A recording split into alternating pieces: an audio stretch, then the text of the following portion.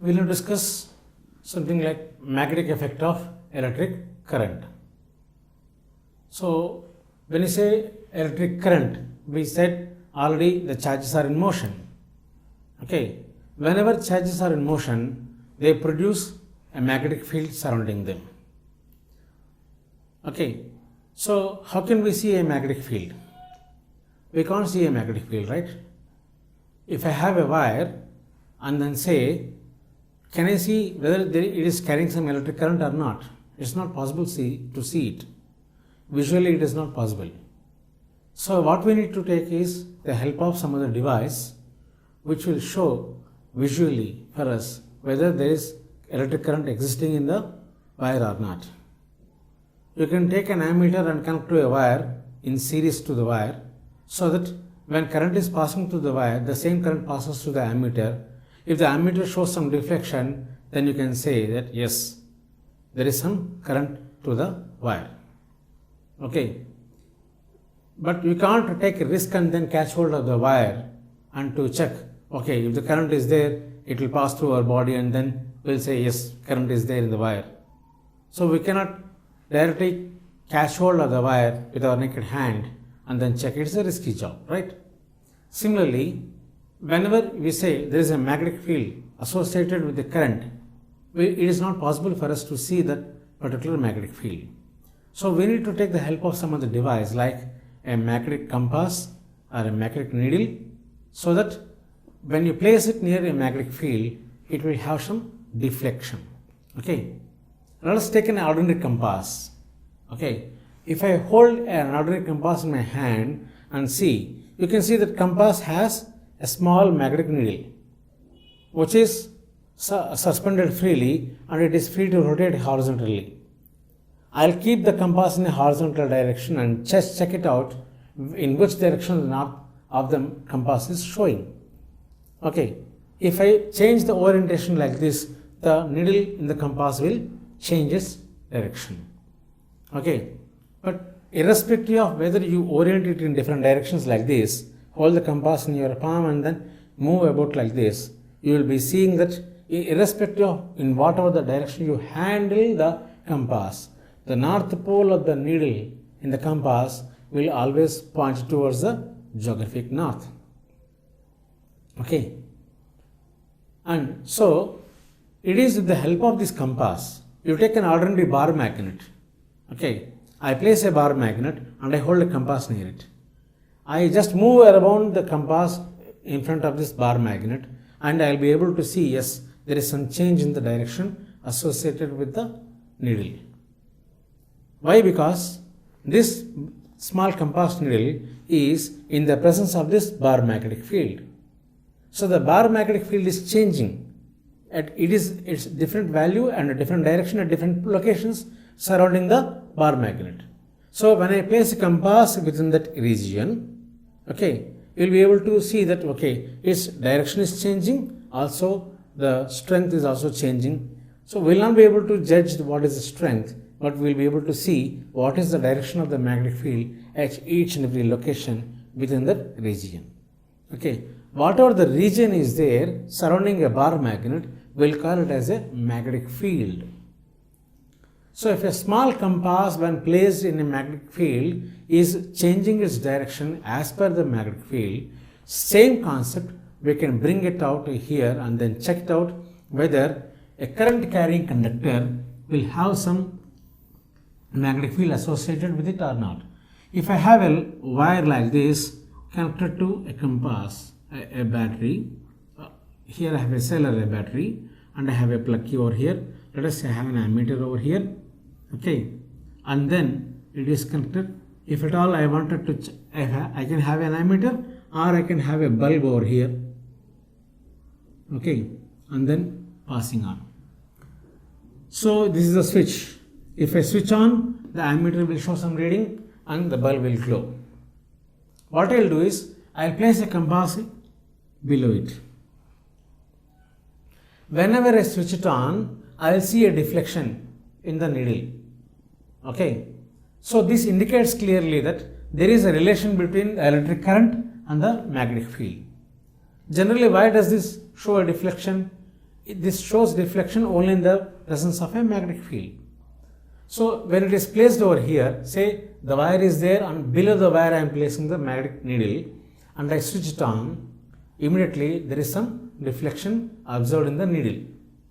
So whenever the deflection is observed in the needle, that means when I switch it on, it is showing some direction. When I switch it off over here, I remove the plug key over there, then again it comes back to the normal position. This clearly shows that there is a link between the magnetic field and the electric current. We very well know that whenever I switch it on, the current will pass through the circuit and then the ammeter will show some reflection, the bulb will glow.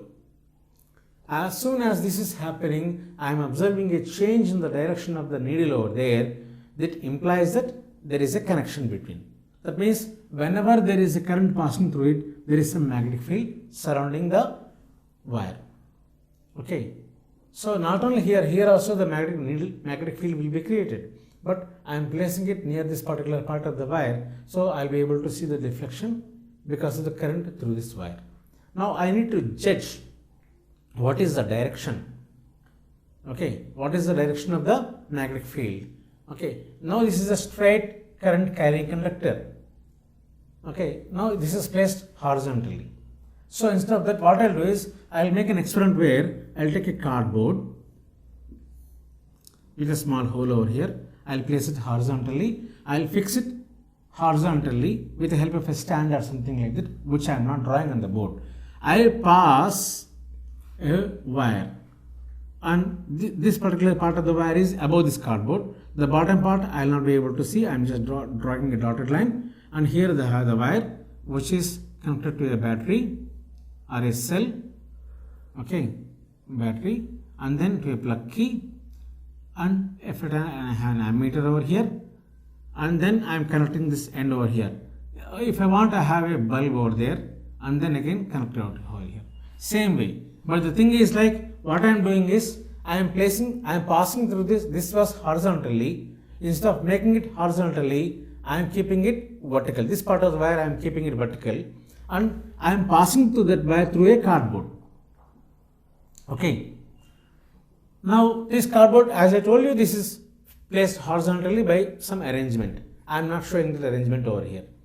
What I will do is, this cardboard being horizontal to the surface, I will sprinkle some iron filings. Some iron filings I will sprinkle.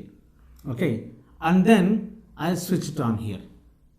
When I switch it on the circuit, okay, and then gently tap the board. I will gently tap the board. What will happen is, as soon as I gently tap the board, all these iron filings will get arranged themselves in circular patterns. Okay, all these iron filings are arranged in circular patterns. I'll just gently tap this board. The purpose of this gently tapping the board is that when I gently tap it, the iron filings are momentarily, for a moment, they are suspended in air. Okay, once they are suspended in air, they are coming in the effect of this magnetic field, and then they are orienting themselves in the direction of the magnetic field. So this circular pattern will give me that yes, these are the magnetic field lines. You can't see the magnetic field with your eyes. So we need something help. So I am taking the help of these iron filings. Okay. So if I wanted to know what is the direction of the magnetic field, I will take the help of a small bar magnet. Let us say I have a bar magnet. I have a drawing board fixed to I have a drawing board and a white sheet fixed to a drawing board. I will fix it with the help of pins, 4 pins at the 4 corners. I will trace. I will keep a bar magnet with its north pole over here and south pole over here. Okay, I will trace its position. Then what I will do is I will take a small compass. It will be having a needle, north and south. North of the compass is pointed with an arrow. So I will place a pencil mark over here at the north. Then I will place the compass over there. Then wherever the north of the compass is there, I will make a point. I will make a pencil mark with the point over there. Then what I will do is I will move this compass. This compass is originally located here. I'll shift this compass to the front portion. Okay, this is the compass position now. Now wherever the north is showing, I'll make a point. So like that, I'll move the compass and make the points. I'll see that the lines are oriented in this direction. So if I join all those lines, I'll get a line curve like this. What I am doing is I am just gently moving the small compass near the bar magnet. It started from north over there. I am gently moving it over there. It is going along this direction. That means a small magnetic needle, when placed in a magnetic field, is moving in a particular line. This is what we call field line. Okay, you cannot see the magnetic field with your naked eyes. For that purpose, you will try to draw some lines associated with the magnetic field. What those lines, you will call them as magnetic field lines. Okay, so we can have one more line like this. We will have a pattern. We will have a pattern like this in this direction, in this direction. We have n number of magnetic field lines. Okay, they start at the North Pole and they move towards the South Pole. This is how you trace magnetic field lines on a chart. Now, almost the similar concept, I am using it over here. But the thing is, instead of placing a small compass and moving in every point, what I am doing is, I am placing iron filings over the board and then switch it on the circuit. Okay, I am seeing some deflection in the ammeter showing some current is passing through the wire, and a bulb is there to visually see that yes, it is glowing. That means current is passing through the wire. It is not mandatory or compulsory to keep a bulb over there. Either you can keep a bulb or an ammeter, anything. Any one thing for us to assure that current is passing through it. Okay. So then whatever the iron filings are there, those iron filings are getting arranged in this pattern. If I move a compass over there, what is happening is this compass at whatever the point you see, then it is orienting in one particular direction. So I have a magnetic field created because of the current passing through the wire, and when I place the compass over there, okay, when I place the compass over there, and the direction of the compass needle over there will give me the direction of the magnetic field at that particular point. Okay, these field lines are circular in shape. This gives me the direction of the magnetic field. Okay, to know the direction of the magnetic field of a produced because of a current carrying conductor. Okay, this magnetic field is not because of the bar magnet. This magnetic field is because of the current carrying conductor. It is a straight conductor over there. What I am doing is, there is a rule called right hand rule.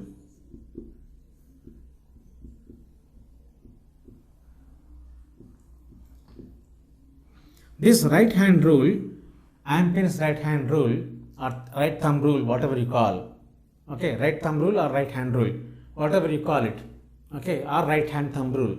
This gives me the direction of the magnetic field produced by the current carrying conductor.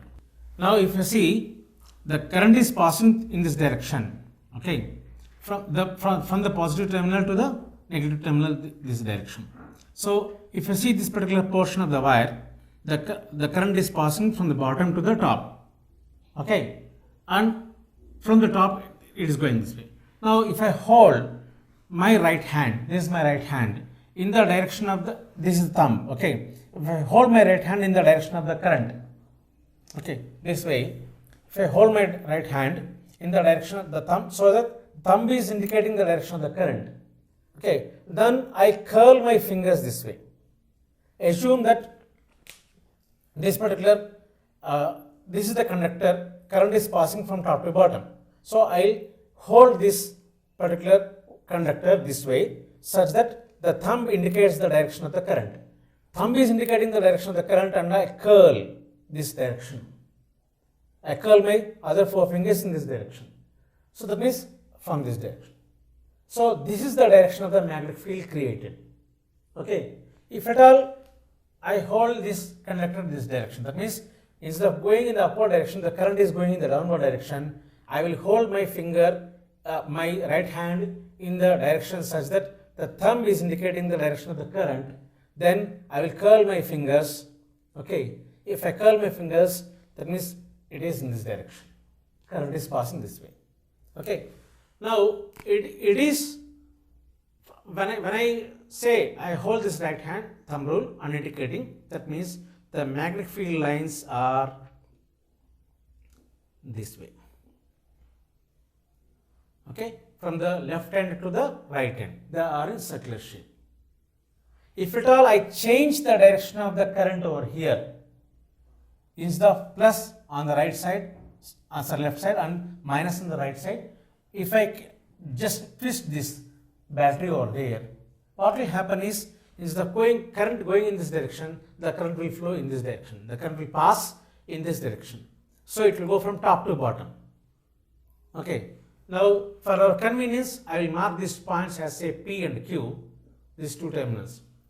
In the conductor, in the PQ part of the conductor, as it is shown in the diagram, current is passing from P to Q. Okay, this direction. So, the magnetic field lines are in this direction. It is rolling like this. If I see in this front direction, that is, I am seeing the Q part over here. Whatever the Q terminal is there, this Q terminal is here. And whatever the P terminal is there, the P terminal is here. Okay. So, when the current is coming out of the board, assume that the current is coming out of the board. That means I am curling my fingers this direction. Okay. If the current is coming out of the board, the magnetic field lines are, let us assume this is the conductor position over here. Current is coming out of the board and it is coming like this. That means magnetic field lines are moving in circular way. Okay. If at all I assume that the current is going into the board, that means if I see from the top, it should pass from Q to P. So when does this happen? It's like this, Q to P. So if I am seeing this way, that means I am keeping my position this way. Means the Q part is here and P part is down. Okay. So that means I will just mark like this point. So this cross symbol indicates the current is passing into the board, and I am placing the conductor perpendicular to the surface of the board. So here the current is coming out of the board, here the current is going into the board. When the current is going into the board, I will curl my fingers in the right hand that way. So the direction of the thumb, this direction of thumb is indicating into the board. The curling of the fingers this way, that is the direction of the magnetic field created. So again they are curling like this, that means it is going this way. Okay. These two directions if you consider, we will get one point to be noted. That means wherever I am seeing current passing out of the board, I am indicating by the dot. Magnetic field line, if you see, this is circular lines. I can draw n number of circular lines like this, no issues. But what is happening is, this magnetic field direction is in the anti-clockwise direction. Okay, it is in the anti-clockwise direction. So clock, if you remember, if you just see 12, 6, 3 and 9. If I go like this, this is clockwise. Okay, if I go like this, this is clockwise. Clockwise. If I go in this direction, it is anti-clockwise.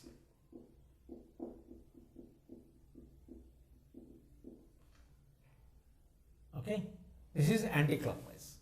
So now whenever the current is coming out of the board, the magnetic field produced is in this direction. It's coming like this, that is anti-clockwise. If at all the current is going into the board, plane of the board, okay, the magnetic field lines are produced in this direction. So this way it is moving, this is clockwise. This indicates that this Ampere right hand thumb rule or right hand rule, whatever it is, it indicates the direction of the magnetic field created because of the current carrying wire. I am taking a straight wire like this. Okay, then I am getting a plane like this. Same thing if I bend this wire, if I am bending this way. Okay, if I am bending this way, I can draw it in here like, let us suppose this is the wire and I have a cardboard again this way. Instead of one single hole, I have two holes over here, this hole and this hole, and at the bottom portion, whatever I am seeing, this bottom portion of the wire, okay, here this is the bottom portion of the wire, these two, I am giving connection to a battery and an ammeter, like this. Instead of a straight wire, I am bending this, okay, again passing through the two particular parts of the two holes on the cardboard. Here also I can have iron filings spilled over there completely, okay. Then switch on, okay, I forgot to draw the switch. I'll just switch off, I'll just put the iron filings over there, then switch it on. Once I switch it on, I'll just tap the board over there. All the iron filings will get rearranged. Now instead of one hole, I have two holes over here. Now as per the figure, if I see, the positive terminal of the battery is on this side. So current is passing this way. Okay. So if I name the point here, let's say A, and another hole here, say B. Okay. Now what's happening is current is passing from A to B. Okay. And it is going this way. Current is passing from A to B and it is going this way towards the battery. Fine.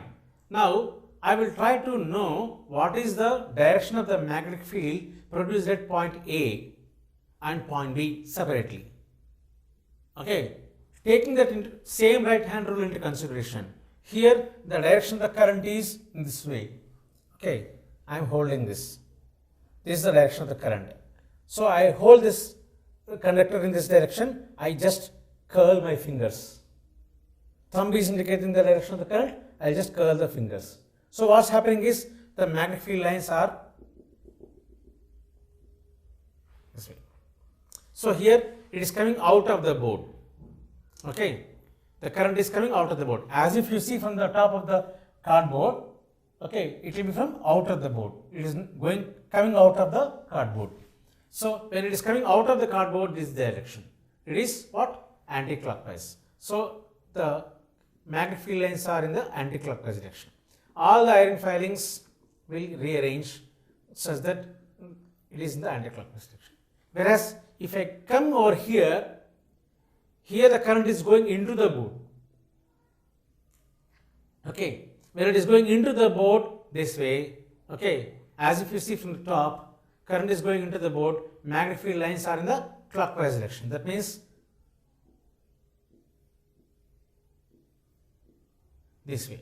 Whereas in this region, it is this way.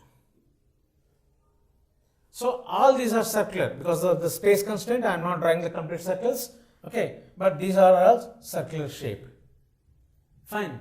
Now I have bent this straight wire in the form of a semicircular arc.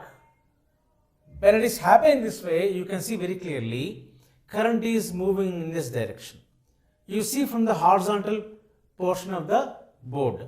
Okay. So what's happening is current is going this way. When the current is going in this way, this direction, what is this? Anti-clockwise direction. Fine. Current in the wire, circular wire, is moving in the anti-clockwise direction. Remember this point. Now, at the central portion of it, what is happening is, if I place a compass over here, the magnetic field directions are coming this way. Okay. If I see from point B point of view, it is in the clockwise direction. Okay. So if I see from point A point of view, it is in the anti-clockwise direction, like this. Okay. Here it is anti-clockwise, here it is clockwise. But in the central portion over here, and whatever the face, you are facing this side, let us draw the edges here, like say 1, 2, 3, 4. 4 corners of the board I have drawn. So you are seeing the board from 3, 4 edge. This is the start you are facing. You are facing the 3, 4 edge. The edge 1, 2 is on the back side. Okay. 1, 4 is on the left side and 2, 3 is on the right side. You are seeing it from 3, 4 point of view. In that way, in that case, what's happening is the current is appearing as if it is going this way. That means this direction is nothing but anti-clockwise direction. Current is going in anti-clockwise direction. Fine. Now, if I place a compass over here in this area, which is middle of these two, which is almost the center of this semicircle. Okay. If I see this area, what's happening is, if I keep a compass, the north pole of the compass is facing towards this edge. There is 3 poles. That means facing you. Okay. Or facing us like this. So, I am seeing a north pole over here. Right.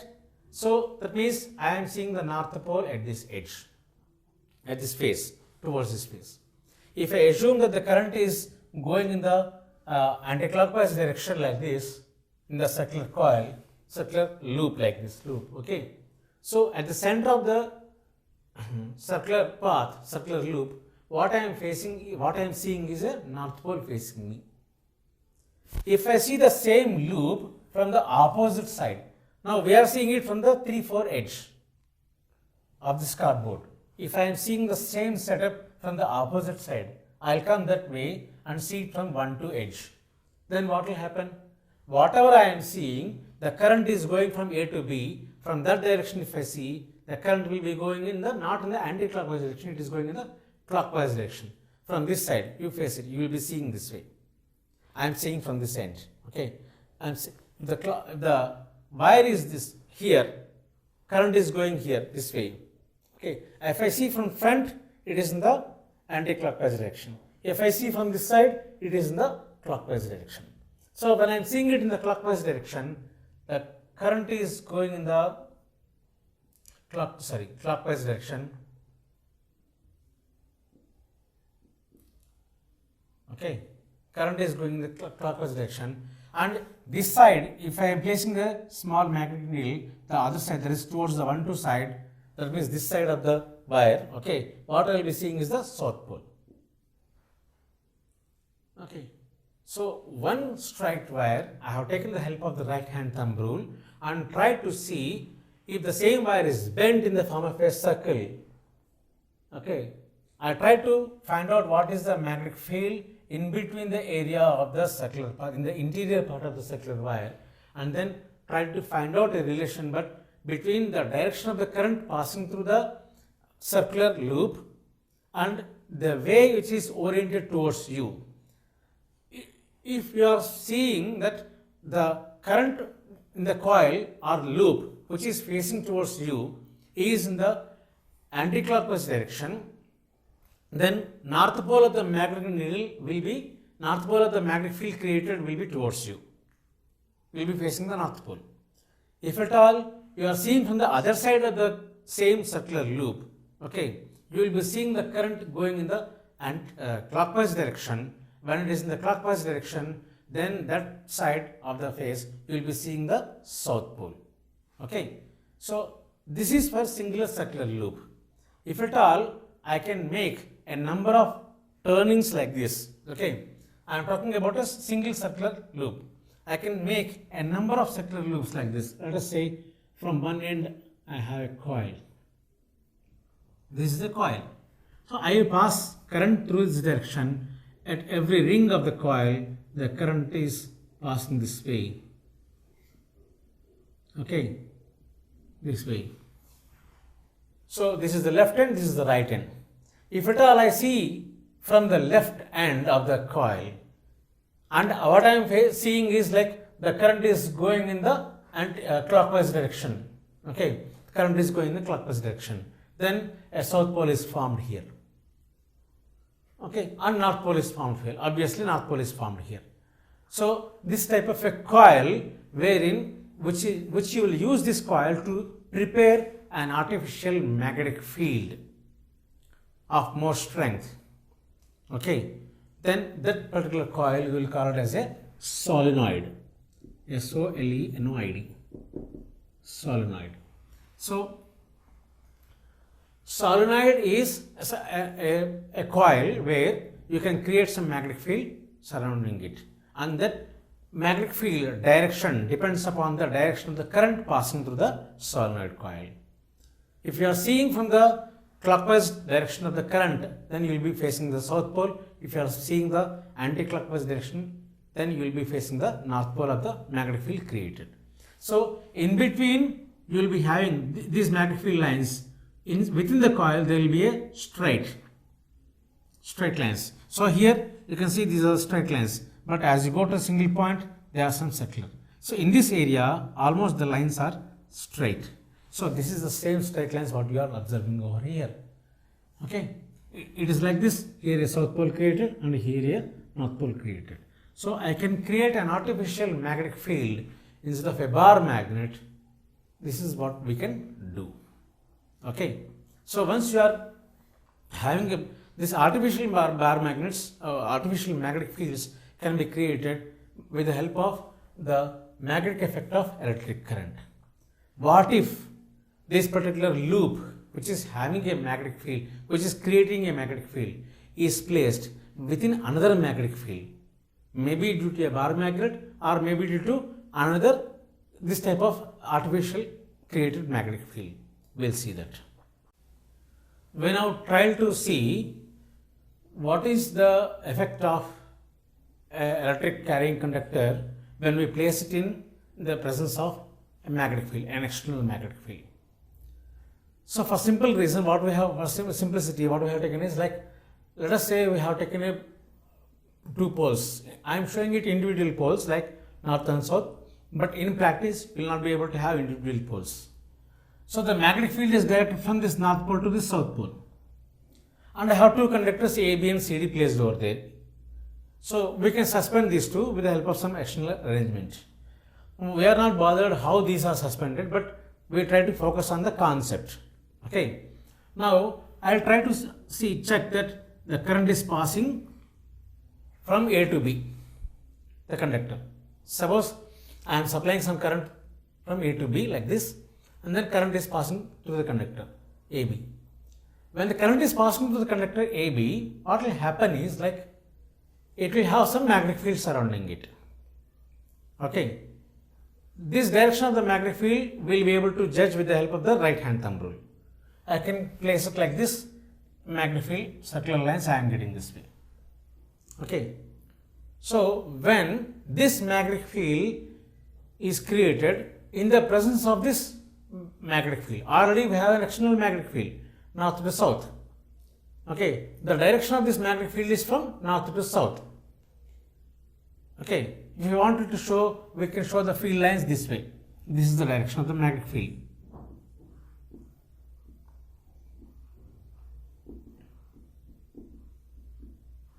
Okay, now the current is passing in this direction.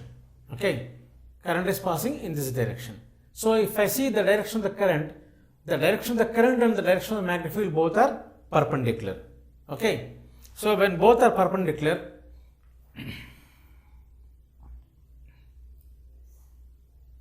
this is the direction of the current. So because of this current, there is a 90 degrees angle between the two. Okay, there is a 90 degrees angle between the two. So the current and the magnetic field both are perpendicular in direction. Then there is some force exerted on the conductor AB. Why there is a force exerted on AB? It is because magnetic field produced by the current carrying conductor AB interacts with the external magnetic field which is having from north to south.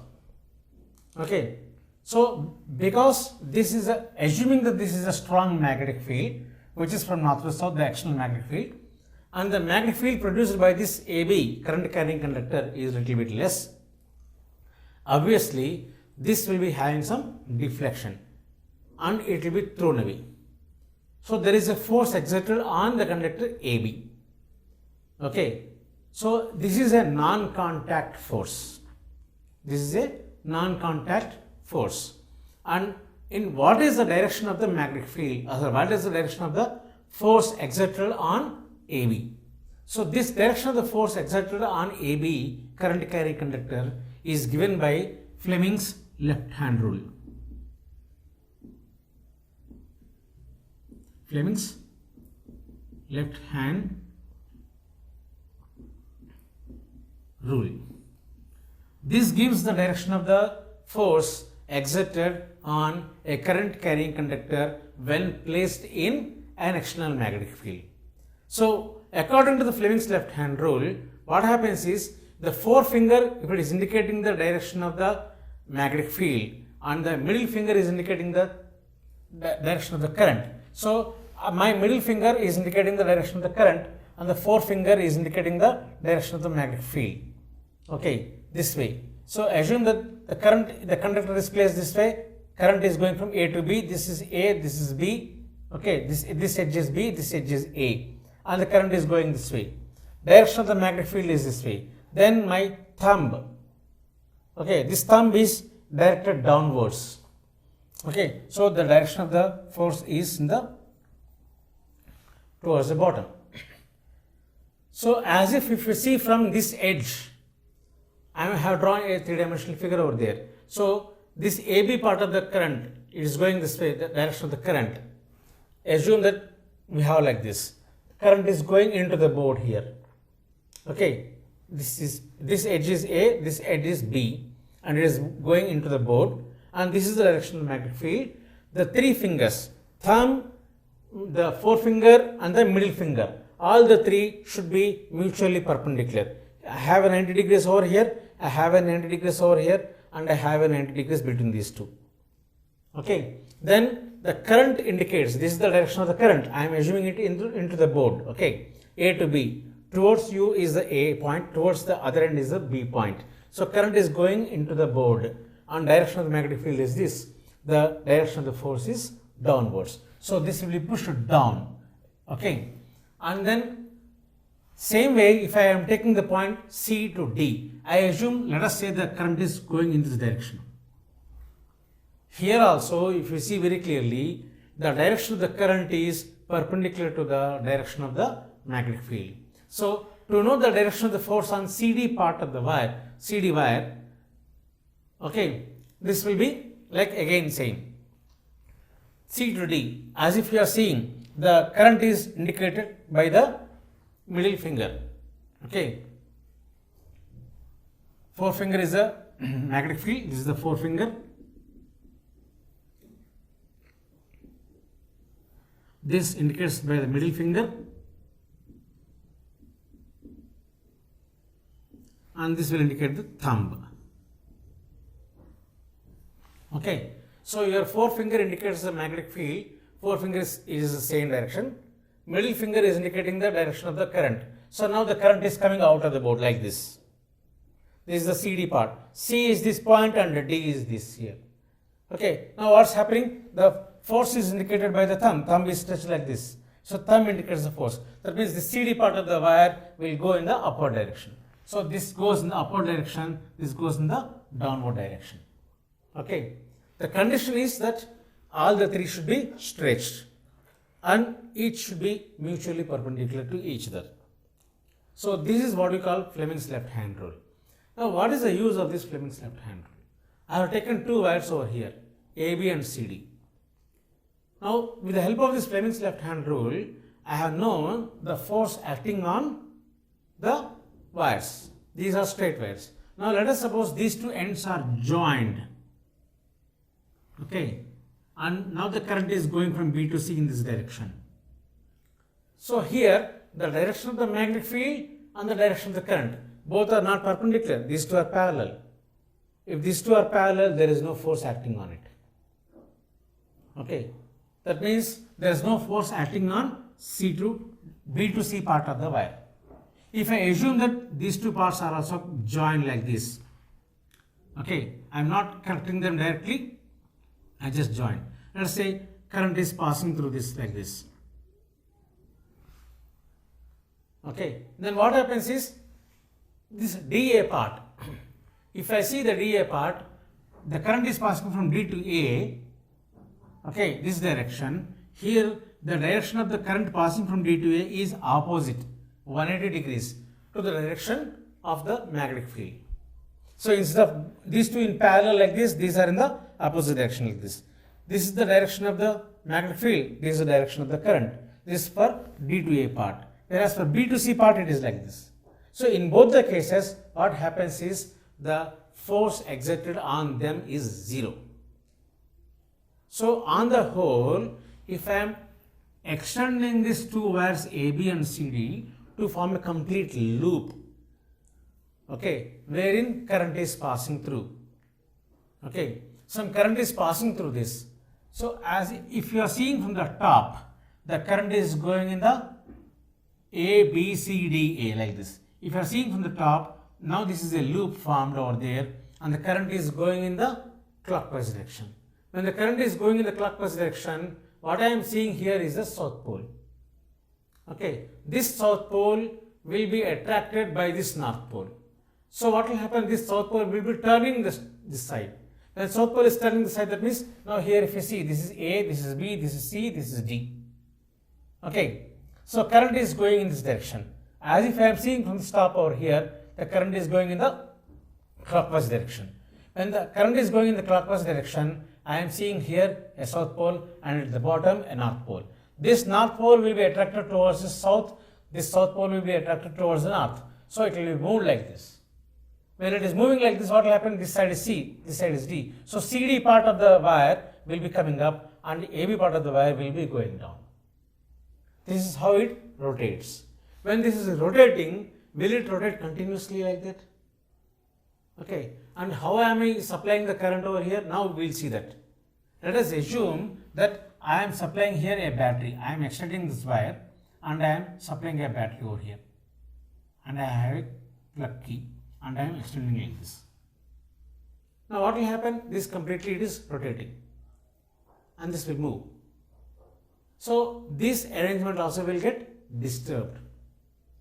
So once this is done, so the wire, CD part of the wire comes like this, it may not be staying over there because of inertia. It may continue to rotate. When it is rotating, what will happen? Now C to D is coming, C to D, it is coming like this. When it is coming in the clockwise, again it will turn back. Okay, this will oscillate like this. Instead of that, if we make an alternate arrangement and see that always the current in the loop will go from bottom to top like this, A to B direction only in this direction towards this coil. Now what will happen? As per this assumption, this CD part will turn over here. This D point will come towards A and A will be moving towards the D. Okay. So the current going through the coil will be reversed. C to D it is coming. So again it will move upwards like this. It will move upwards like this. What I wanted to make an arrangement is that such a way that the current will continue to go from the this top front end to the back end in this direction always, irrespective. If CD should come over here, that means if the point D is coming over here, what I requirement is like it should go from D to C and C to B, B to A like this always. So for that I need to make an arrangement. Let us see what type of arrangement can we make. So that once we make that arrangement, then we'll be able to derive some amount of energy. Okay, we'll be able to convert, we'll be using magnetic effects of electric current and placing this type of loop. Now it's a single loop. Instead of the single loop, I can take multiple number of loops which forms a coil. Okay, instead of a rectangular loop, I will take a rectangular coil. Okay, and see that this coil is placed in a magnetic field and I pass current through the coil. Then there is a force exerted on one arm of the coil and it is getting displaced. It is getting rotated now. That means just by passing current through the coil, I am converting the electrical energy into mechanical energy because it is rotating. Okay, once this rotation I will be able to make it continuously, then I will be able to convert electrical energy into mechanical energy. So this device, I will be able to form a device which converts electrical energy to mechanical energy, which we call it as a motor, an electric motor. So for that motor, to convert this loop into a motor and to make it continuously rotate, so there should be a small arrangement what should be done over here. Okay, let us see what is that arrangement. Now we'll see this is the type of arrangement what we have. We'll extend these two wires the terminals for A and D and then attach it to two rings S1, S2. These two are two semicircular split rings.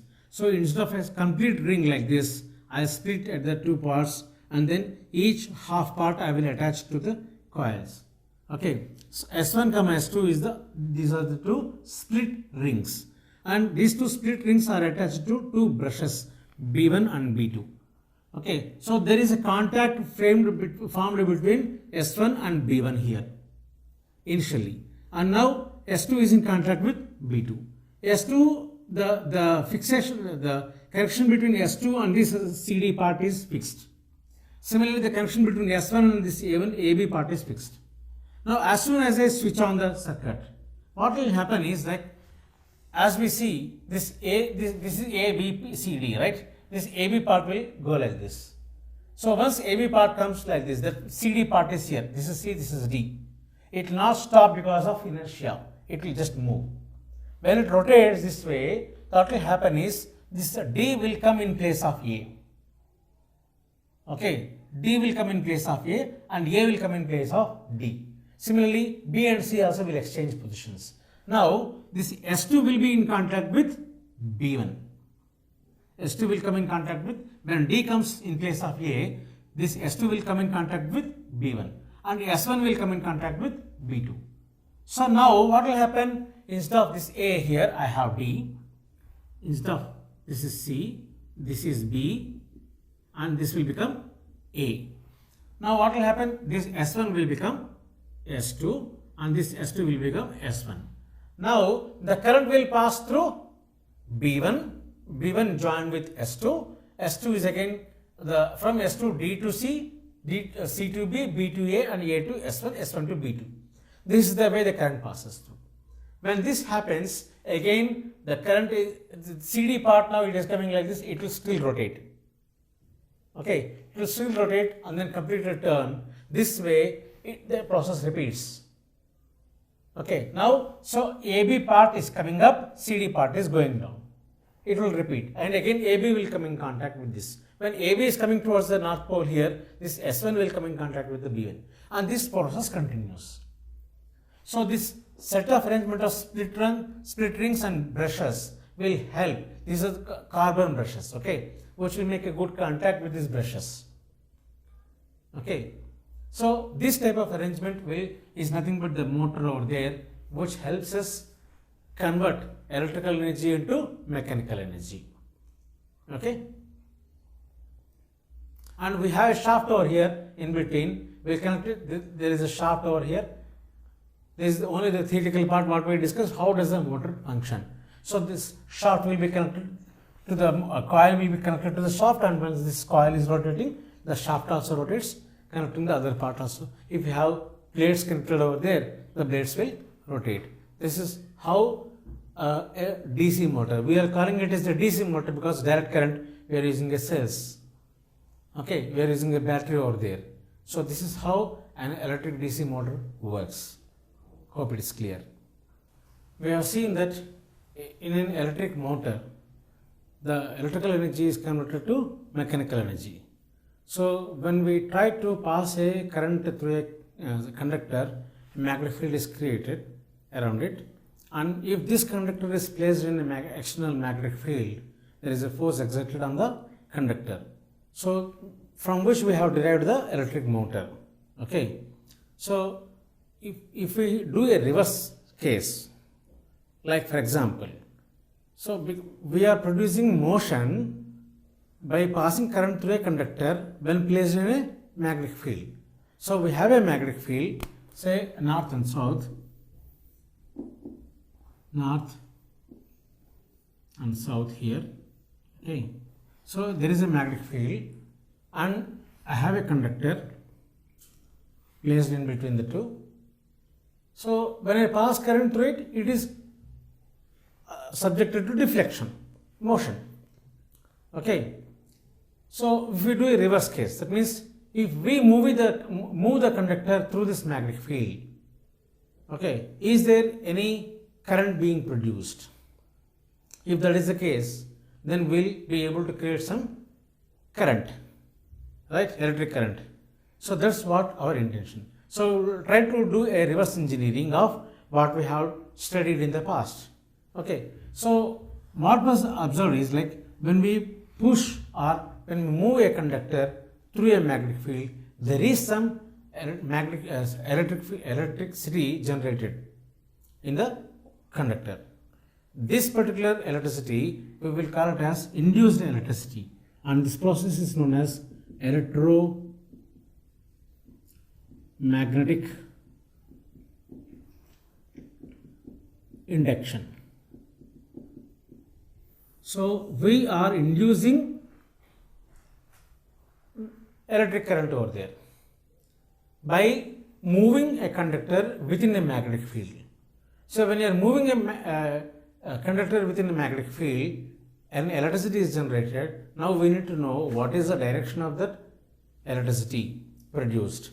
So that electricity produced, or frankly speaking, is induced. It is not produced, it is induced. So that electric current we will call it as induced electric current. Induced current.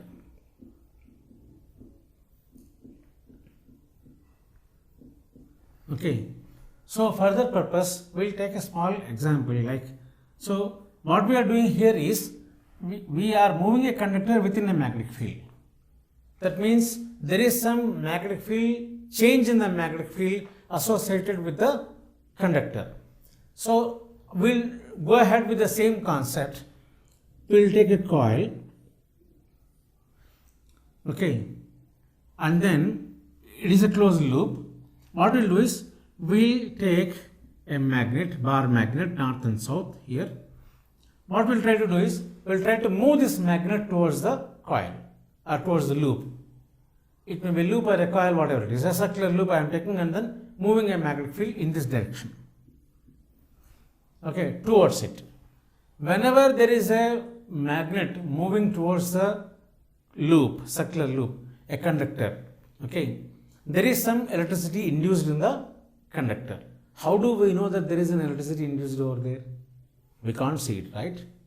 We have to again take the help of an ammeter, a bulb or something like that. So what we'll do is, we'll connect a device in between called galvanometer. Galvanometer. It's not an ammeter. What is the difference between the two?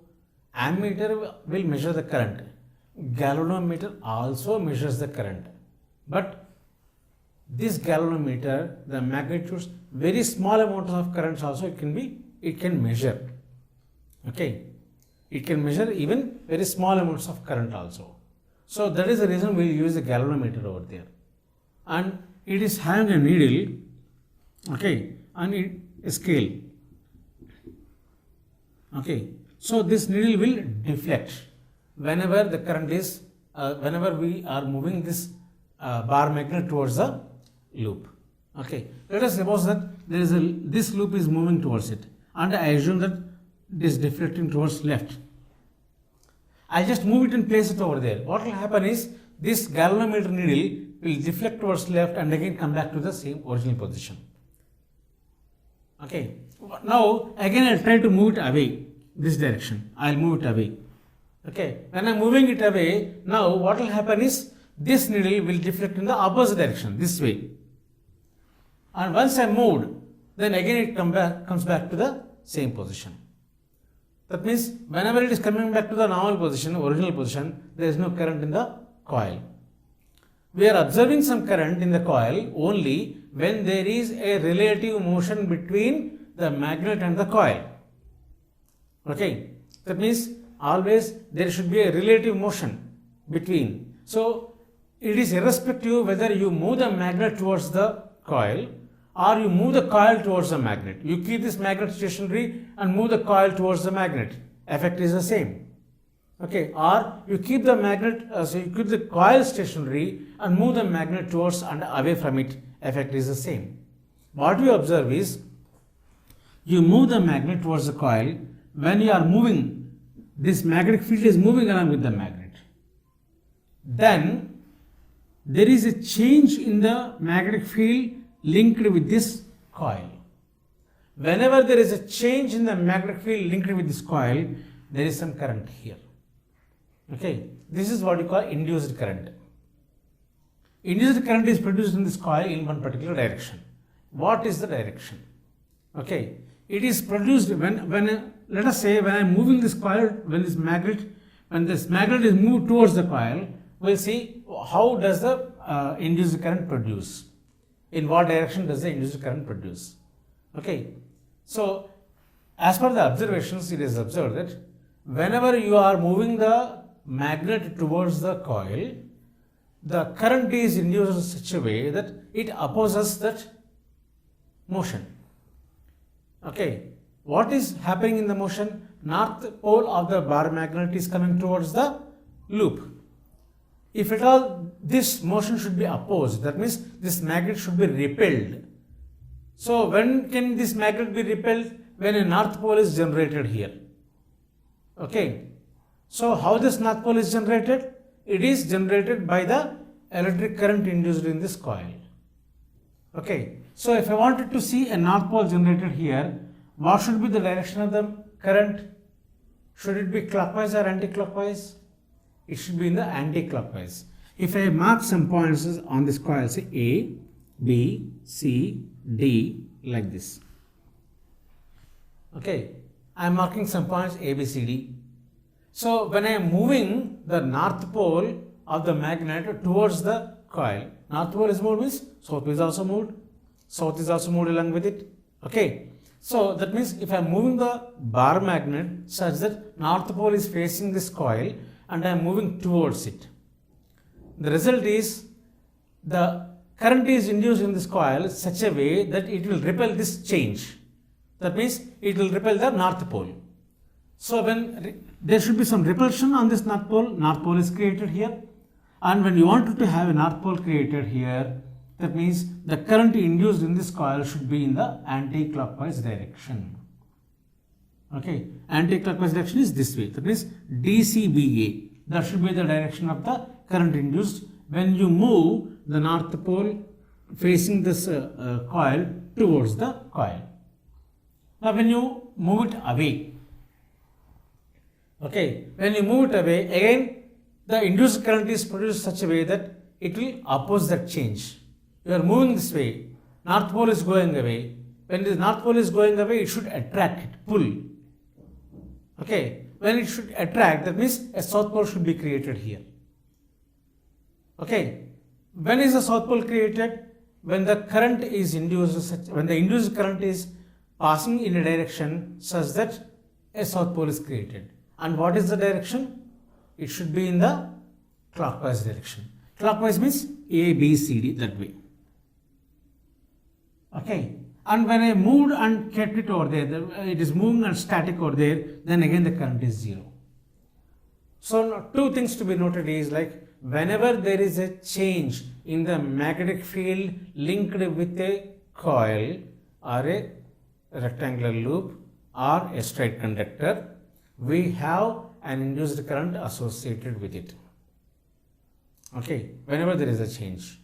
So this change in the magnetic field associated with the conductor or the loop or the coil either can be mechanical, like I am holding this magnet moving towards it and away from it. Instead of that, what I can do is I can have, instead of this mechanical process, I can have one more coil here or one more loop. Okay, one more loop associated here, and then what I'll do is I'll supply a battery and then place like this.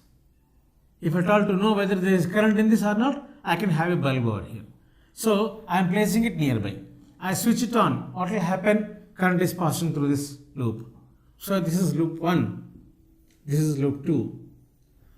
Okay. So this loop 2 is placed nearby the loop 1. I switch on the circuit over here. What will happen? Current passes through this. Maybe in this direction. Okay. In this direction like this. And then what will happen? Whenever there is a current associated in this, there is a magnetic field created. And this magnetic field is linked with this. That means this coil is nearby this magnetic field. So there is a change in the magnetic field associated with the coil 1. Whenever there is an increase in the magnetic field associated with the coil 1, then there will be some current induced in the coil 1. So this way, either I can use this type of arrangement, I can use a bar magnet moving to and fro. So in this case, what should I do is, when I am having the circuit like this here, I can just switch it on and off, on and off, on and off. When I switch it on, magnetic field is created, the electric current is produced from in this coil, loop 2 will be going from 0 to a maximum position. Whenever I switch on the circuit, the electric current produced in this loop 2 will be going from 0 to a maximum position in certain time. That time will be very less. Okay, that means there is a increase in the magnetic field associated by the loop 2. It will have an effect on loop 1. It will show some deflection. Then again come back. Okay, now I will switch it off. Now the current in this loop 2 will be going from maximum position to 0. Then again the magnetic field will be going from maximum value to the 0 here. So again this is also placed nearby, so here also the magnetic field is reduced, change in the magnetic field. Then again the current will be showing here in the deflection, by the deflection. So this is how you can do it. Now the same concept, when I wanted to know in a plane conductor what is the direction of the magnetic field created, electricity, induced electricity generated, will you take the help of Ampere's right hand thumb rule. Okay.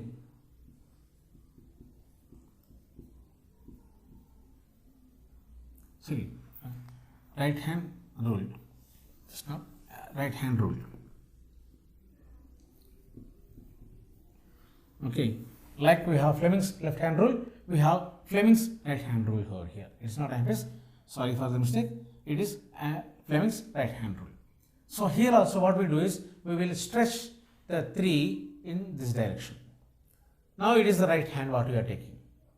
Okay, as usual, the direction of the field is shown by the middle finger.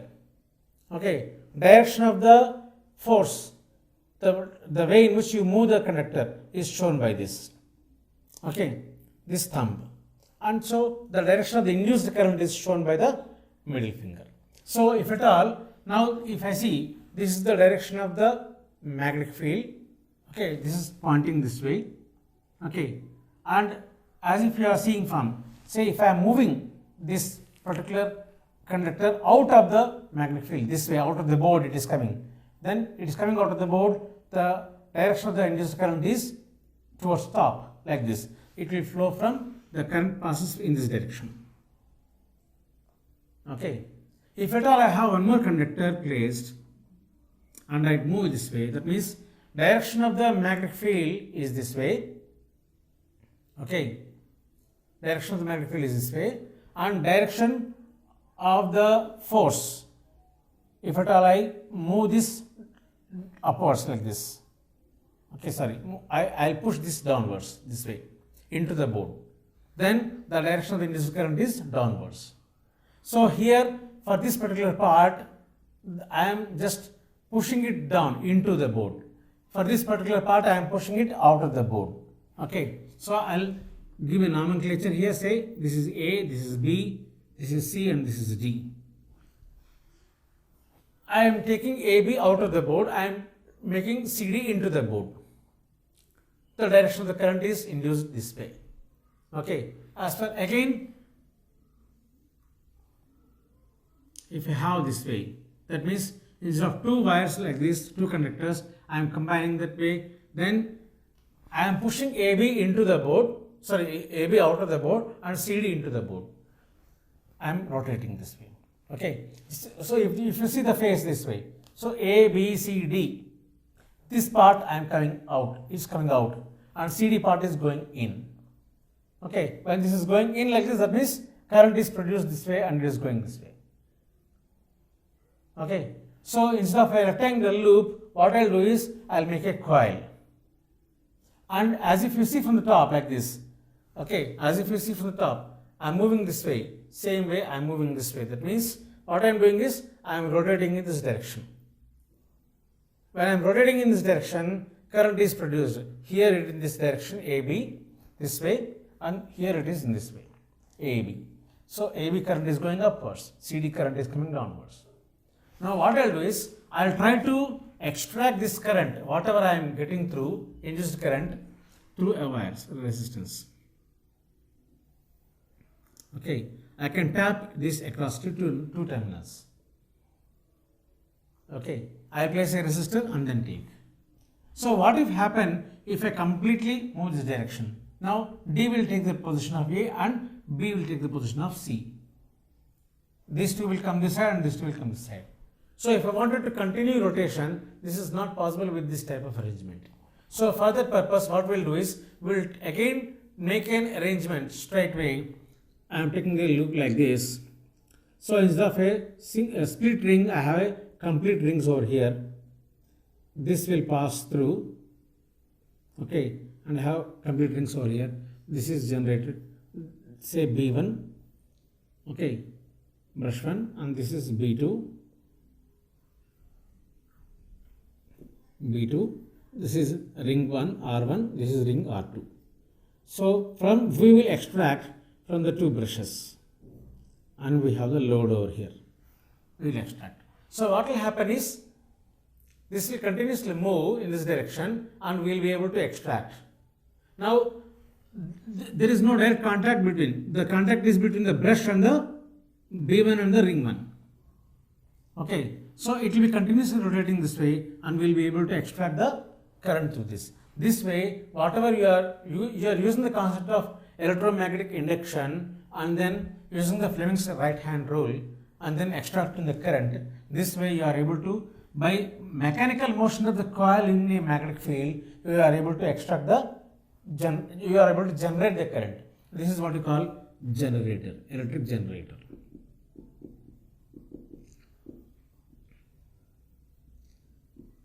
The only difference is, in the motor you have split rings, here we have complete rings. Okay, the brushes B1 and B2 are maintained for contact. Okay, the rings will be continuously moved and you are able to get the current on one particular direction always. Okay, this is how you will be able to generate electricity using an electric generator. Okay, now we will discuss something called domestic electric circuits. So in a domestic electric circuit, first of all, to think whether it is all the components are given in series or parallel. So the thing is very clear that they are connected in parallel, because if they are connected in series, you switch off one particular device, all the other devices are also switched off because it is the same current which is passing through them. Generally we will not have so, because the power rating of each device is different. If I am using an incandescent bulb of say 100 watt and 220 volt, that is its rating.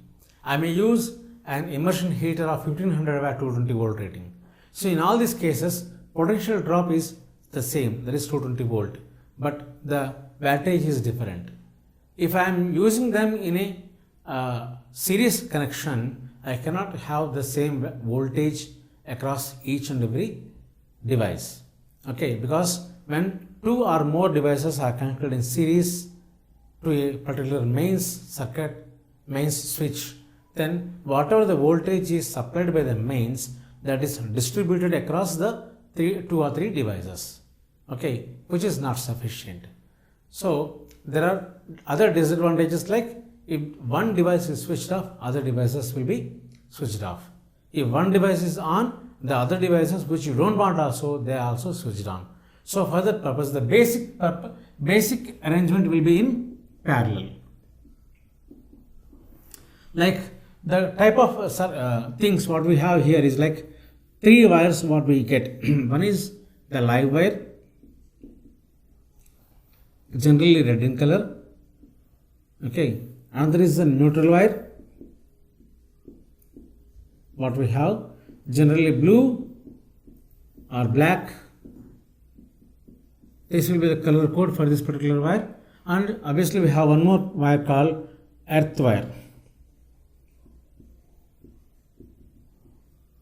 Okay, so earth wire generally is green in color. Okay, these three wires. So once the live wire is there, it is given to the mains. We are getting from the pole, so earth wire is there. These two wires will be getting from the pole, these two from the pole. Okay, and these will be connected to the mains. Okay, so once you have the mains, in the mains you have one fuse. Okay, fuse is connected here, or main fuse you have here, a fuse wire, and then this is distributed.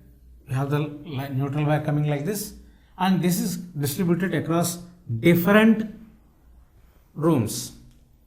Okay, whatever the current you are getting, that is distributed. Now it is distribution point. So you have a distribution point over there. You will connect it to 2 or 3 rooms, and each one is having an individual fuse.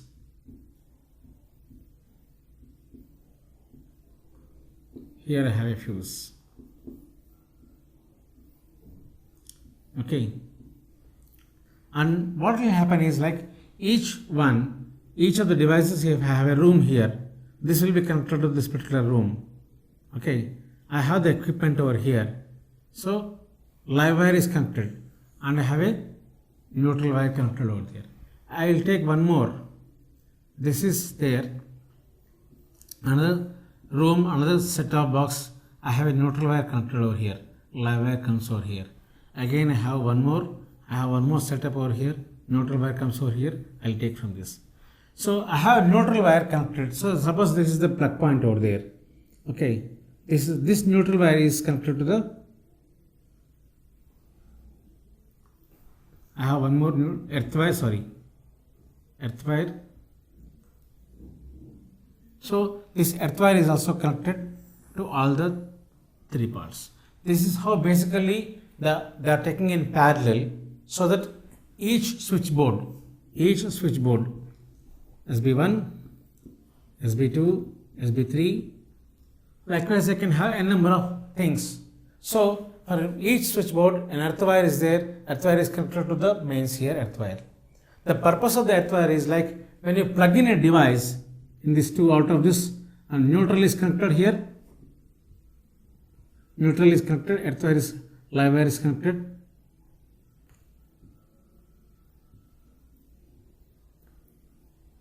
So this is live, this is neutral, this is earth. This is live, this is neutral, this is earth. Live, neutral, and earth. So if for a plug point, if you give a connection to a device over there, so you will get the electric current through the live wire.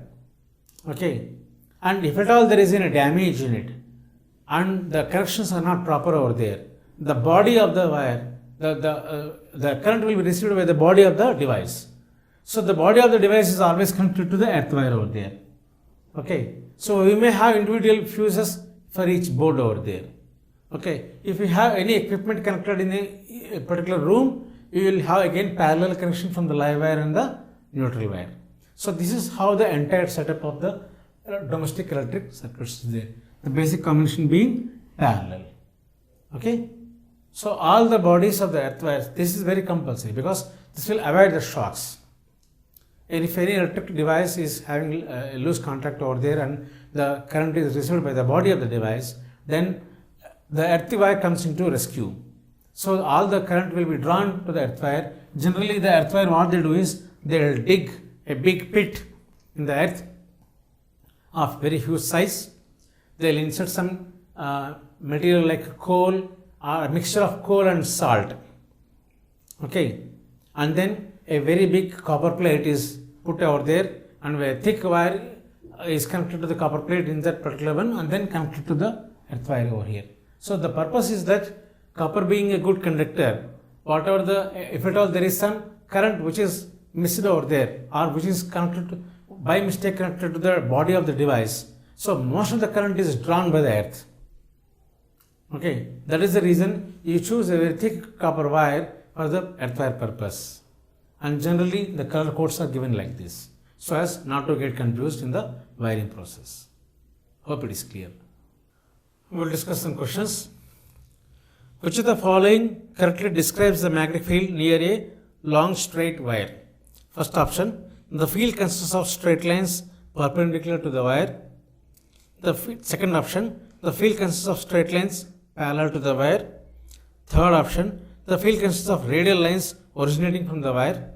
Fourth option, the field consists of concentric circles centered on the wire. So it is obviously the last option. They are all concentric circles centered about the wire. Okay. Next question. The phenomenon of electromagnetic induction is, first choice, the process of charging a body. Second choice, the process of generating magnetic field due to a current passing through a coil. Third choice, producing induced current in a coil due to relative motion between the magnet and the coil. Last choice, the process of rotating a coil in an electric motor. So it is obviously the third one. The phenomenon of electromagnetic induction is producing induced current in a coil due to relative motion between magnet and the coil. Next question. The device used for producing electric current is called a, first choice, generator. Second choice, galvanometer. Third choice, ammeter. Fourth choice, motor. So it is obviously the generator, not the other three. Galvanometer measures small amounts of current. Ammeter is used for measurement of current. Okay, and motor is used for converting electrical energy into mechanical energy. Next question.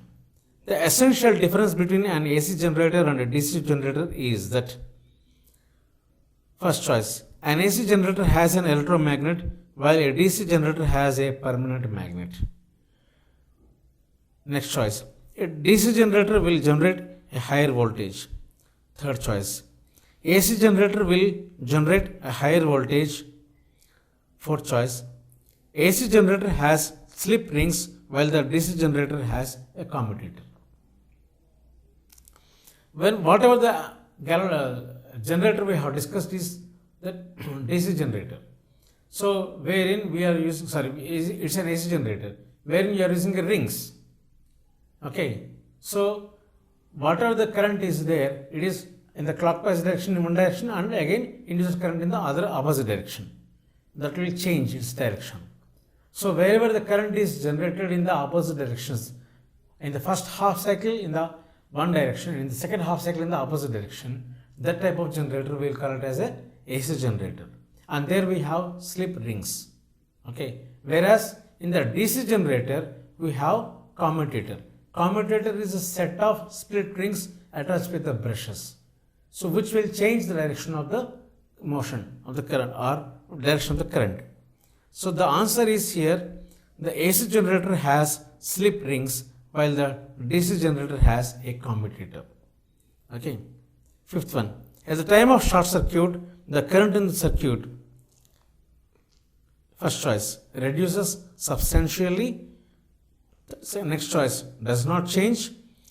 Third choice, increases heavily. Fourth choice, very continuously.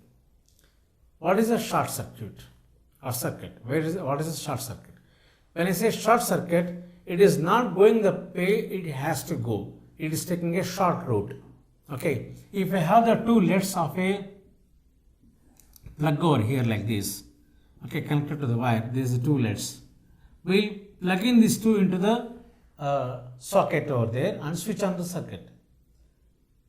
If this is live and this is neutral, the current should come to the live wire and then pass through the device and then it should come to the neutral. That is the normal route. In case these two are joined together, then what will happen? The current will not pass through the part of the device. It will directly pass from live to neutral through this particular wire. This is what we call short circuit. In such a case, what will happen is it draws a very heavy amount of current. Okay, when it draws a heavy amount of current, then there is a chance that the fuse wire will blow away. And that is the purpose of the fuse wire. Okay, in order to avoid a heavy amount of current passing through the wire. So to avoid short circuit, whenever you plug in like that and then you switch it on for suppose, then whenever there is a short circuit, either by mistake or something happens and there is a short circuit happening, then immediately the fuse wire will blow off. That is because it is drawing a very heavy amount of current. So the answer here is the increases current in the circuit increases heavily. Next question. State whether the following is true or false. First statement. An electric motor converts mechanical energy into electrical energy. It is false. Motor converts electrical energy to mechanical energy. Next statement. An electric generator works on the principle of electromagnetic induction. It is true. Third statement. The field at the center of a long circular coil carrying current will be parallel straight lines. It is true. We have seen it in the case of a solenoid. Okay. Next statement. A wire with a green insulation is usually the live wire of an electric supply. It is false. The green wire usually is used for earth wire. Next question. List two methods of producing magnetic fields. Producing magnetic fields either by generating electricity or by electromagnetic induction. Two magnetic fields, right? By passing current through a coil or by passing current through a loop. Anyway, so we'll be able to produce magnetic field. Okay, or else we can take the help of a bar magnet also. Next question. How does a solenoid behave like a magnet? Can you determine the north and south poles of a current carrying solenoid with the help of a bar magnet? Explain.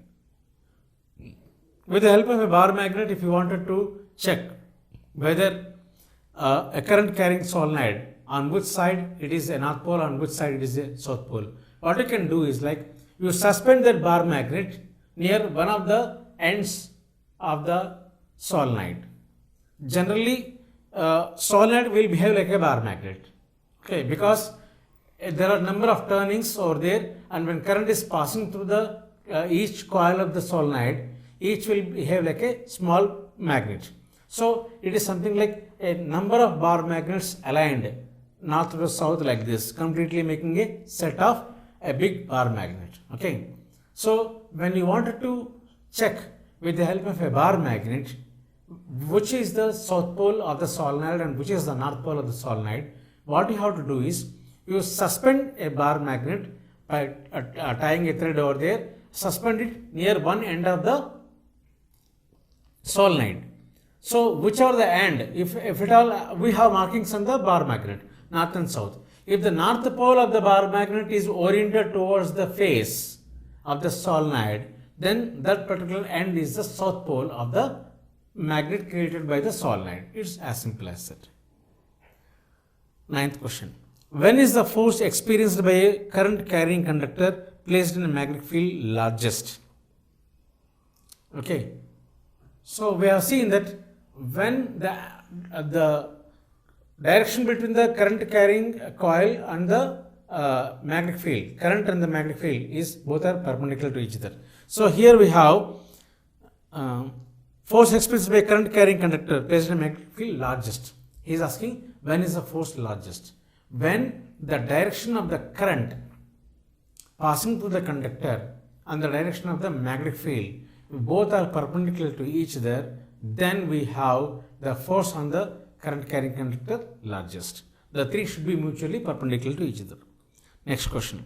Imagine that you are sitting in a chamber with your back to one wall. An electron beam moving horizontally from back wall towards the front wall is deflected by a strong magnetic field to your right side. What is the direction of the magnetic field? Suppose, imagine that, okay, I am sitting in a chamber with my back to a wall. So let us suppose my case, I am standing over here. So my back there is a wall. And he is telling that an electron beam moving horizontally from backward towards the front wall, this direction it is coming, okay, is deflected by a strong magnetic field to your right side. This electron is deflected towards the right side. Then what is the direction of the magnetic field? Electron is deflected towards the right side, that means my right side. That means when electron is deflected, if at all it is a proton, that will be deflected towards the left side. So we should consider the motion of the positive charge. Okay, he is telling about electron. Electron is deflected this way. So opposite charge, it will be deflected towards the right side. So it is this one what we consider. So when he is asking what is the direction of the magnetic field. Okay, what is it? It is going this way. So force is this direction. Okay, and the motion of the conductor is electron is going from here to my back side to my front side. So positive charge is going from my front side to back side. So I need to apply the Fleming's left hand rule to know the direction of the magnetic field. Okay, so the thumb indicates the direction of the force. It is this way. Okay, this middle finger indicates the direction of the electric current. So when you're talking this way, that means it is towards my back, because electron is coming from my back. The middle one, which indicates the direction of the current, should be facing my back. Then my forefinger, it is indicating the direction of the magnetic field. Okay, so this way, that means the direction of the magnetic field is from my bottom to my top. That is the answer. Okay, next one.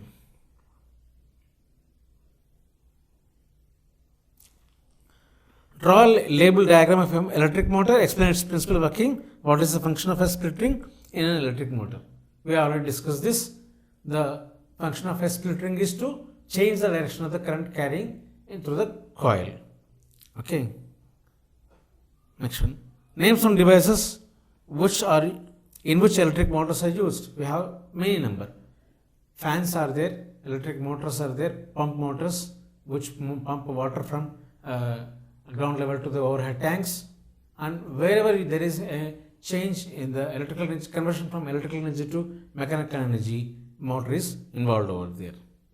Okay.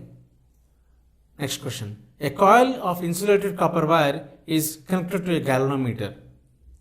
What will happen if the bar magnet is pushed into the coil, withdrawn from inside the coil, held stationary in the coil?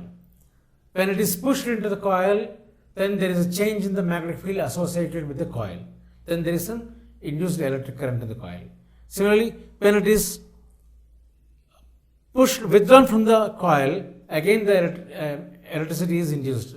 And when it is placed held stationary, there is no change in the magnetic field, so there is no induced current in the coil.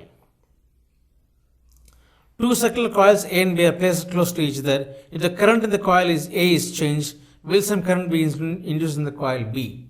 Definitely. The reason is, whenever there is a change in the current in the coil A, there is a change in the magnetic field associated with the coil A. Because coil B is placed close to it, obviously there is a change in the magnetic field associated with the coil B also. So obviously there is an induced current produced in the coil B. That is the reason. State the rule. Next question. State the rule to determine the direction of magnetic field produced around a straight current carrying current. Straight conductor carrying current. It is the right hand thumb rule. A force experienced by a current carrying straight conductor placed in a magnetic field which is perpendicular to it. It is the Fleming's left hand rule. Current induced in a coil due to its rotation in a magnetic field. It is the Fleming's right hand rule. 16th question. Explain the underlying principle and working of an electric generator by drawing a label diagram. What is the function of the brushes? So we have discussed this. The function of the brushes is to draw the current from the generator. Okay. Next question. When does an electric short circuit occur? Okay. Electric short circuit occurs when, instead of giving the connection to the device, if there is any anything is directly connected from the live to the neutral. Okay. Whenever a live terminal is connected directly to a neutral terminal, instead of connecting it through the device, then we say a short circuit has happened. Okay. Next question. What is the function of the earth wire? Why is it necessary to earth metallic appliances? So function of earth wire is to draw a huge amount of current whenever there is a malfunction in the device, and the current will be drawn through the earth wire to the ground, so that the risk of electric shock is reduced. Okay, it is necessary to earth the metallic appliances, because in case of any fault happening in the wiring over there, the electric current is passed on through the body of the device, and when we touch the device, we will feel that electric shock. So it will be a risky thing. So to avoid that, we need to have earth the metallic appliances.